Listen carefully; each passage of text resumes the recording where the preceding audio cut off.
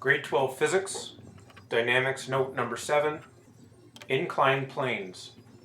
So this note we're going to take a look at ramps and the acceleration of objects down a ramp. What we're first going to do is we're going to take a look at the forces acting on an object when it's on a ramp.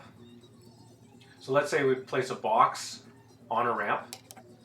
The first thing we're going to notice is that gravity always acts exactly straight down.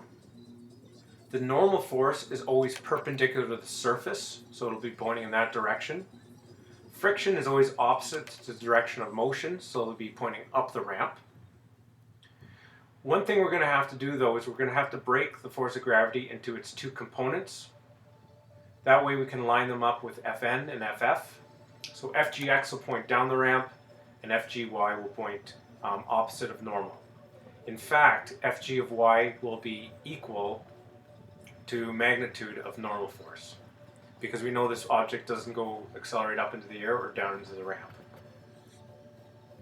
Fgx is going to be the force that makes the thing accelerate down the ramp. So let's do an example here. So let's say a crate of mass m is placed on a ramp.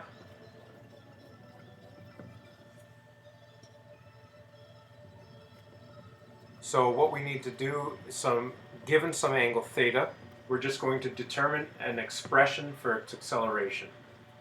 So there's a theta angle.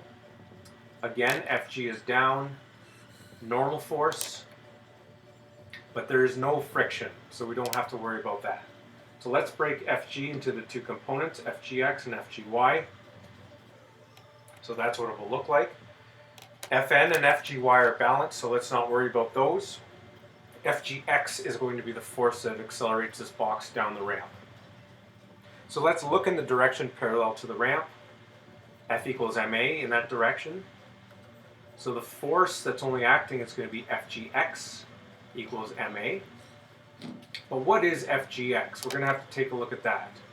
So let's look at the gravity force a little closer, and let's relate some to how Fgx to Fg. That angle theta is going to appear in our triangle right there. So Fgx is actually going to be the opposite side. So I can use sine equals opposite over hypotenuse, where sine is Fgx over Fg. So here Fgx is equal to Fg sine theta. So we can put that expression in for my Fgx. So Fg sine theta equals ma, Fg equals mg. So mg sine theta equals ma. We can cancel the m's. So basically an expression for acceleration is going to be g sine theta.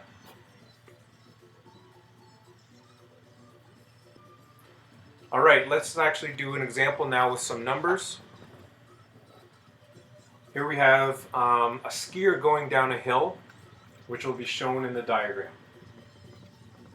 In this example as well, there will be some friction. So there's the hill, the little skier going down at some point on the hill. Skier will be 62 kilograms, hill will be on a 35-degree angle. The friction that I talked about, the coefficient will be 0.14, and that'll be between the skis and the snow.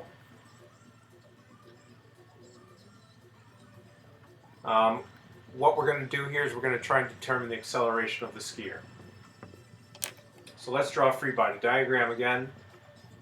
Gravity is down, normal force is up, perpendicular to the ramp. Friction points backwards from the direction of motion. We'll break Fg into the two components, Fgx and Fgy, and there's a 35-degree angle. So in the direction of motion, which is parallel to the hill, we'll say down the hill is positive, up the hill is negative. So looking at F equals ma, we'll get Fgx minus force of friction equals ma. So again, we need to put an expression in for f of gx.